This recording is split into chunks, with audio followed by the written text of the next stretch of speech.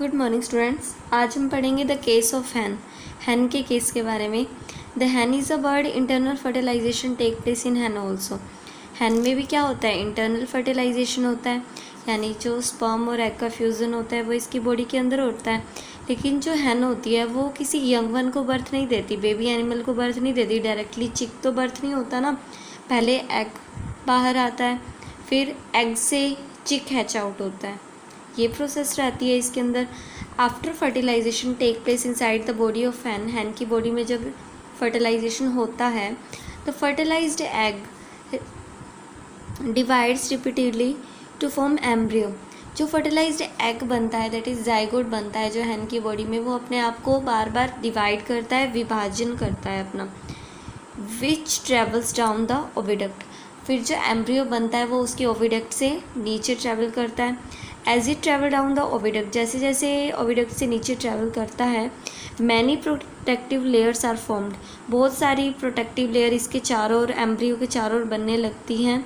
जो हम egg shell देखते हैं ना, ये जो बाहर जो एग के आउटर हार्ड कवरिंग होती है, वो इसके अंदर बहुत सारी प्रोटेक्टिव लेयर होती हैं, लेकिन जो बाहर वाली हार्ड कवरिंग है ये आउटर मोस्ट प्रोटेक्टिव लेयर है, सबसे बाहर वाली प्रोटेक्टिव लेयर है ये egg shell. After the hard egg shell is formed around the developing embryo. जो डेवलपिंग एम्ब्रियो होता है, जब उसके चारों ये एग शेल बन जाती है ना, हैन के अंदर कम्प्लीटली ये बन जाती है, तो एग बाहर आ जाता है उसकी बॉडी से। The hen then sits on the egg to provide sufficient warmth to the egg. फिर हैन क्या करती है, इस एग के ऊपर सफिशिएंट टाइम के लिए बैठती है ताकि इसे गर्मी मिले। For the development of embryo into चिक, और जो एम्ब्रियो है अंदर उससे चिक डेवलप हो जाए। The embryo takes about 3 weeks to develop into a complete chick. Embryo को कंप्लीट चिक बनने में अबाउट 21 डेज़ लग जाते हैं, 3 वीक्स लग जाते हैं। और जब वो कम्प्लीटली डेवलप हो जाता है 21 दिनों के बाद, तो वो इससे बाहर आ जाता है, हैच आउट हो जाता है। तो ये जो आपको क्या दिखाया गया है, हैन का एग दिखाया गया है। आउटर मोस्ट हार्ड कवरिंग को क्या बोलेंगे, एग शेल बोलते हैं। जो वाइट कलर का पार्ट होता है ना, उसे एल्ब्यूमिन बोला जाता है, और जो येलो कलर का पार्ट है उसे एग योक बोला जाता है, और ये चिक का एम्ब्रियो है। ठीक है, कुछ दिनों के बाद ये जो डेवलपिंग चिक एम्ब्रियो कुछ ऐसा हो जाता है। फिर जब डेवलप हो जाता है चिक पूरा इस एग के अंदर, तो ऑटोमेटिकली ये एग की शेल टूट जाती है और एक फुली डेवलप्ड चिक बाहर आ जाता है। ड्यूरिंग इट्स डेवलपमेंट इनटू चिक, जब ये डेवलप होता है चिक में, the embryo get all its food from the egg yolk. ये जो एम्ब्रियो है ना, ये सारा अपना खाना कहाँ से लेता है, इस एग योक से लेता है। फिर एल्ब्यूमिन का क्या काम है, इस एम्ब्रियो को डैमेज होने से बचाता है ये एल्ब्यूमिन। अब जो एम्ब्रियो को ऑक्सीजन चाहिए वो कैसे मिलती है, ये जो एग शेल होती है और अंदर जो मेम्ब्रेन्स है ना इसके अंदर, उसमें एयर का डिफ्यूज़न होता रहता है, जिसके कारण इसे ऑक्सीजन भी मिलती रहती है। The embryos of all the birds and reptiles etcetera develop in the same way inside like shelled eggs. इसी की तरह ही सभी के एग्स, जैसे कि बर्ड्स के, रेप्टाइल्स के एग का एम्ब्रियो, जैसे ये एग के अंदर डेवलप हुआ ना, ये एम्ब्रियो जब एग बाहर आया तो एम्ब्रियो उसके अंदर डेवलप हुआ, उसी तरह से ही बर्ड्स और रेप्टाइल्स के एग्स के एम्ब्रियो भी इसी तरह से एग शेल के अंदर ही डेवलप होते हैं। अब हमने देखा कि कुछ एनिमल्स में जो एम्ब्रियोज होते हैं वो मदर की बॉडी के अंदर ही डेवलप होते हैं, लेकिन कुछ एनिमल्स के जो एम्ब्रियो होते हैं वो उनकी बॉडी से बाहर आकर डेवलप होते हैं।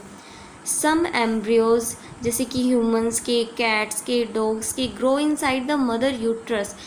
कुछ एनिमल्स के एम्ब्रियोज मदर की यूट्रस यानी वोम के अंदर ही डेवलप होते हैं, till they completely developed into baby animals. जब तक कि वो बेबी एनिमल नहीं बन जाते तब तक वो उनकी जो डेवलपमेंट होती है वो मदर की यूट्रस के अंदर ही होती है। लेकिन some embryos like that of birds, reptiles and insect, लेकिन कुछ एनिमल्स के, जैसे कि बर्ड्स के एम्ब्रियोज, रेप्टाइल्स के और इंसेक्ट के जो एम्ब्रियोज होते हैं वो एग्स के अंदर ग्रो करते हैं, which the mother has laid. जो मदर, जैसे बर्ड्स के हो गए रेप्टाइल्स की जो मदर्स हैं वो जो अंडे देती है ना, उनमें एम्ब्रियोज डेवलप होते हैं till they have completely developed into baby animal. जब तक कि वो बेबी एनिमल्स नहीं बन जाते, वो सारी डेवलपमेंट एग्स के अंदर होती है। ठीक है, तो हमने देखा कुछ एम्ब्रियोज तो मदर की वॉर्म के अंदर ही डेवलप होते हैं, लेकिन कुछ एम्ब्रियो एग के अंदर ग्रो करते हैं और वो एग मदर की बॉडी के बाहर होता है। Before we go further and discuss metamorphosis, अब हम पढ़ेंगे मेटामॉर्फोसिस के बारे में। उससे पहले हमें कुछ मीनिंग्स क्लियर करने हैं कि लार्वा क्या होता है, कैटरपिलर क्या होता है और टैडपोल क्या होता है। लार्वा क्या होता है? Larva is an immature form of an animal formed by the hatching of its egg. कई बार क्या होता है कि एग से डायरेक्टली बेबी एनिमल बाहर नहीं आता, पहले ना immature form of animal hatch out होता है। इमेच्योर फॉर्म, जो फुल्ली डेवलप्ड नहीं है जो एनिमल, इमेच्योर फॉर्म है जो एनिमल की, जो एग से हैच आउट होता है, उसे बोलते हैं लार्वा।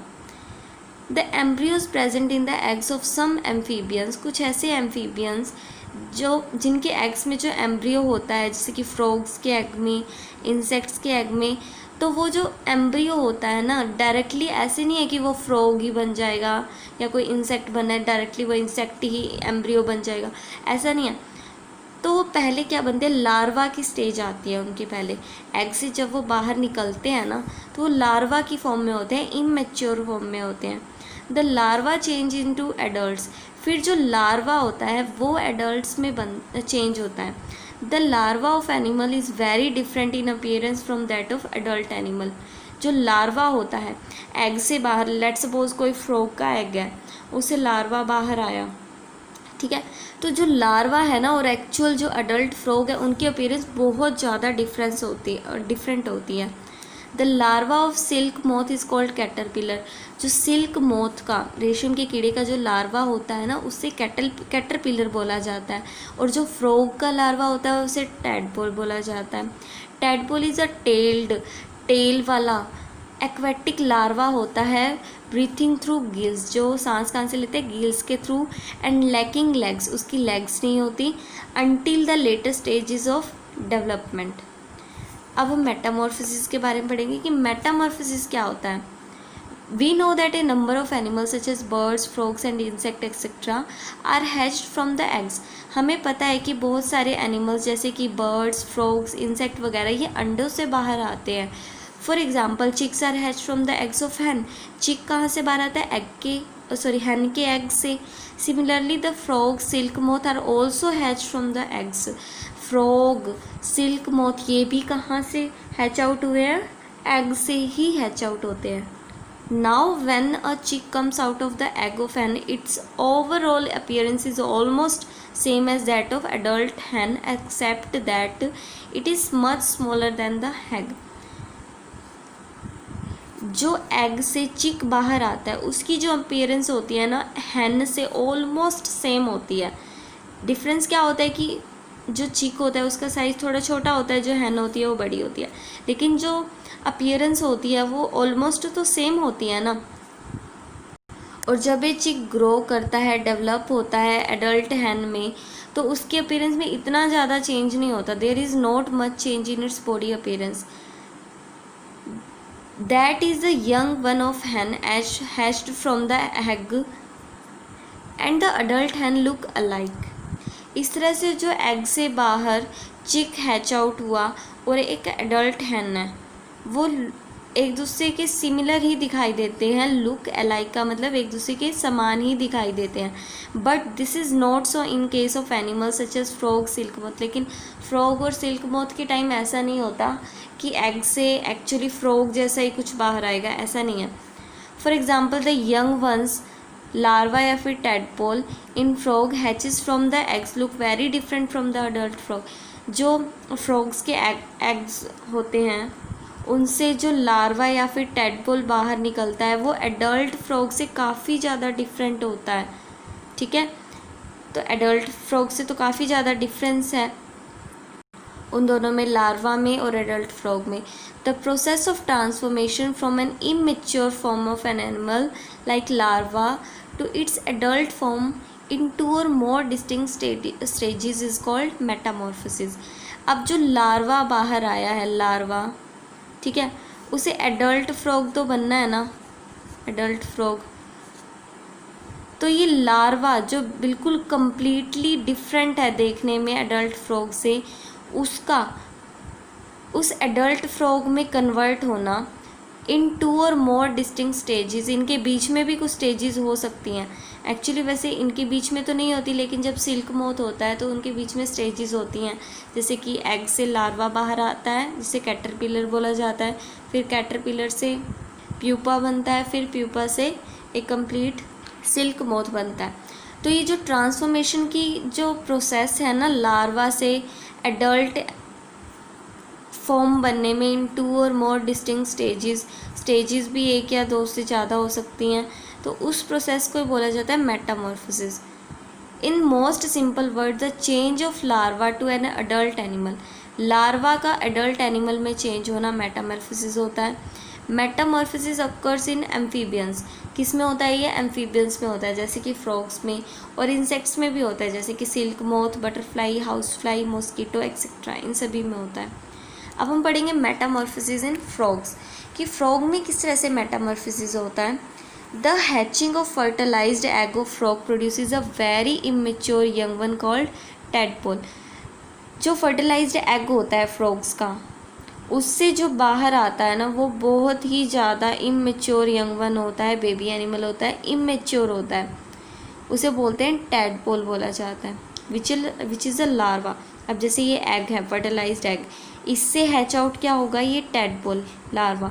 इसकी एक पूंछ होती है, टांगे नहीं होती इसकी, गिल्स के थ्रू ये सांस लेता है, हमने पढ़ा है। तो ये देखो एडल्ट फ्रॉग से तो काफ़ी ज़्यादा डिफरेंट है। तो इसका लार्वा का जब ये एडल्ट फ्रॉग में कन्वर्ट होगा ना, उसे मेटामॉर्फोसिस बोला जाता है। अब इसकी जो अपीयरेंस होती है एडल्ट एनिमल से तो काफ़ी ज़्यादा डिफरेंट है। The tadpole looks very different from adult frog, काफ़ी ज़्यादा डिफरेंट है ये एडल्ट फ्रॉग से। We say that during its life cycle a frog undergoes metamorphosis, तो हम कहते हैं कि अपनी लाइफ साइकिल के दौरान फ्रॉग मेटामॉर्फोसिस से गुजरता है। The transformation of larva into an adult through drastic changes in appearance is called Metamorphosis. Tadpole का एडल्ट फ्रॉग में कन्वर्ट होना, ट्रांसफॉर्म होना through drastic change in appearance.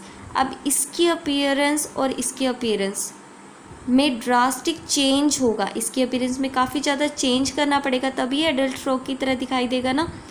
तो ये जो लार्वा का एडल्ट फ्रॉग में चेंज होना through a very drastic change in appearance is called Metamorphosis, इसे मेटामॉर्फोसिस बोलते हैं। अब ये जो लार्वा का एडल्ट फ्रॉग में कन्वर्ट होना, ये किसका एग्जाम्पल है? मेटामॉर्फोसिस का। तो जो फर्टिलाइज्ड एग होता है उससे क्या बाहर निकलता है? टैडपोल, जिसे लार्वा बोलते हैं। ये फ्रॉग के केस में टैडपोल बोलेंगे, जो सिल्क मोथ के केस में तो कैटरपिलर बोला जाता है। नेम भी अलग अलग होते हैं लार्वा के। तो एग से क्या हैच आउट हुआ? टैडपोल। टैडपोल मेटामॉर्फोसिस के द्वारा किस में कन्वर्ट होगा? एडल्ट फ्रॉग में। अब ये जो लार्वा है काफ़ी ज़्यादा डिफरेंट है देखने में, और ये एडल्ट फ्रॉग ये लार्वा और एडल्ट फ्रॉग आपस में देखने में काफ़ी ज़्यादा डिफरेंट है। अब जो बॉडी फीचर्स जो एडल्ट फ्रॉग में होती हैं वो इमेच्योर लार्वा में एब्सेंट भी हो सकती हैं। The body features which are present in adult frog are not present in immature form called tadpole. Tadpole is adapted to live life in water only. Tadpole जो होता है पानी में रहने के लिए अडेप्टेड होता है। इसकी लॉन्ग टेल होती है जो इसको स्विम करने में हेल्प करती है, गिल्स के थ्रू ये सांस लेता है। It eats only tiny water plants and small aquatic animals. ये छोटे छोटे वाटर प्लांट्स को खाता है टैडपोल, और छोटे एक्वेटिक प्लांट्स को भी खाता है। The tadpole gradually transform into an adult frog by losing many old feature of its body and developing new body features in its many stages.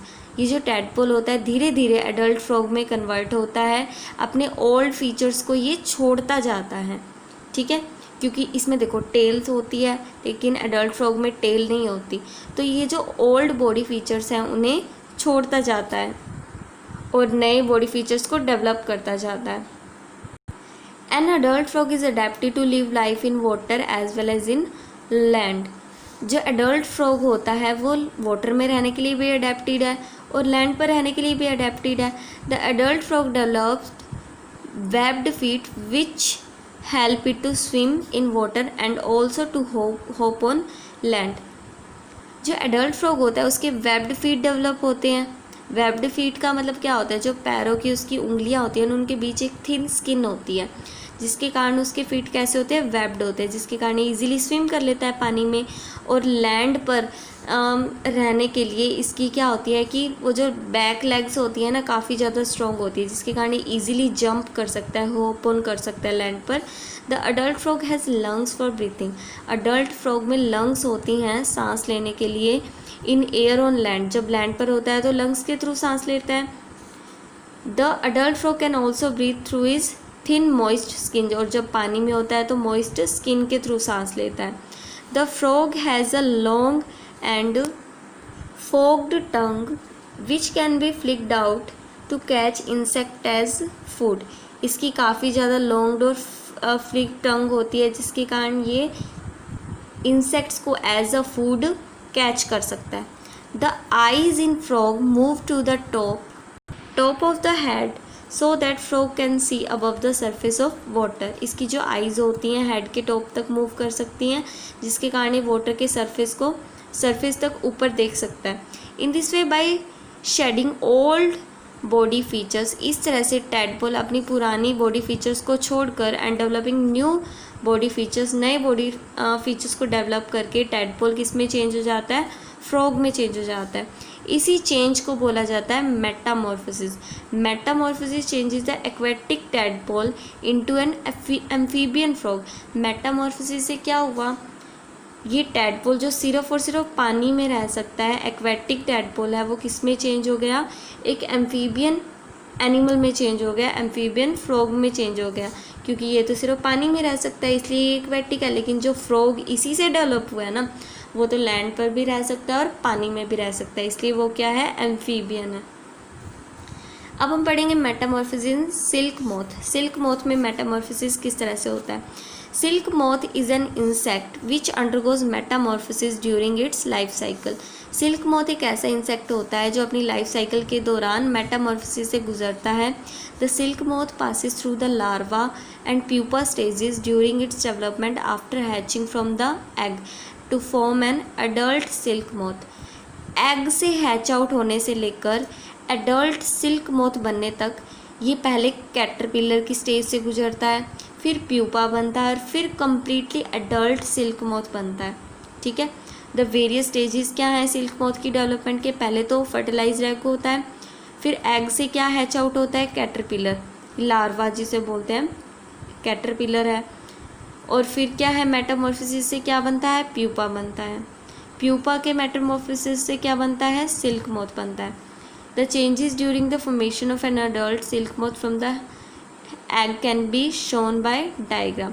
ये एग्स हैं सिल्क मोथ के, ये हैच आउट, इससे hatch out क्या होगा, caterpillar, जो larva की form में कैटरपिलर। अब देखो कैटरपिलर से मेटामॉर्फोसिस होकर क्या बनेगा, प्यूपा, प्यूपा के मेटामॉर्फोसिस से क्या बनेगा, silk moth. Please note that caterpillar and pupa stages in the development look very different from the adult silk moth. चाहे कैटरपिलर हो चाहे प्यूपा हो, ये एडल्ट सिल्क मोथ से काफ़ी ज़्यादा डिफरेंस है इन दोनों में। There have been drastic changes in the appearance during the transformation of caterpillar into an adult silk moth. Caterpillar से सिल्क मोथ में कन्वर्ट होने में काफ़ी ज़्यादा ड्रास्टिक चेंज हुए हैं इनकी अपीयरेंस में। Thus the change from caterpillar to a silk moth is an example of metamorphosis। इनकी अपीयरेंस में चेंज होने के कारण कैटरपिलर से सिल्क मोथ में चेंज होना किसका एग्जाम्पल है, मेटामॉर्फोसिस का एग्जाम्पल है। We also observe changes in our body appearance as we grow but these changes are not so drastic changes. हम हमारी बॉडी में भी जैसे जैसे बड़े होते हैं चेंजेस तो देखते हैं, लेकिन ये इतने ज़्यादा ड्रास्टिक चेंज नहीं होते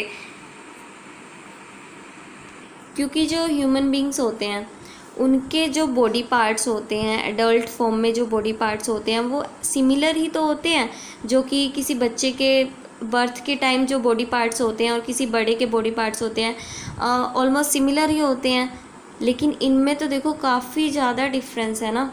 इनमें चेंजेस कैसे होंगे, ड्रास्टिक चेंज होंगे, लेकिन हमारे वाले में ड्रास्टिक चेंज नहीं होते। इसलिए ह्यूमन बींग्स को ऐसा नहीं कहा जाता कि उनका मेटामॉर्फोसिस हुआ है। ह्यूमन बींग्स का मेटामॉर्फोसिस नहीं होता।